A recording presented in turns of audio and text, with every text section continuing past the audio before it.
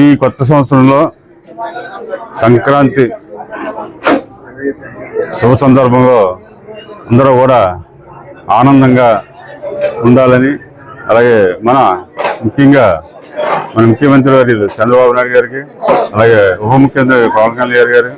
అలాగే మన రాష్ట్ర ప్రజలు, అలాగే మన మండల ప్రజలు, మన నియోజకవర్గ ప్రజలు అందరూ కూడా ఆనందంగా గడుపుకోవాలని, అందరూ కూడా చెడు కార్యక్రమాలకి వెళ్ళకుండా మంచిగా మన సాంప్రదాయాలకు అనుగుణంగా పూర్వం జరిపే పండుగలు ఏ విధంగా జరుపుతారో ఆ విధంగా జరుపుకొని అందరూ ఆనందంగా గడుపుకోవాలని, కుటుంబ సభ్యులతో అన్ని కార్యక్రమాలు చేసుకుని ఆనందంగా ఉండాలని ప్రజలందరినీ కోరుకుంటూ, అలాగే మరీ ముఖ్యంగా మా గ్రామ ప్రజలందరూ కూడా ఆనందోత్సవంతో,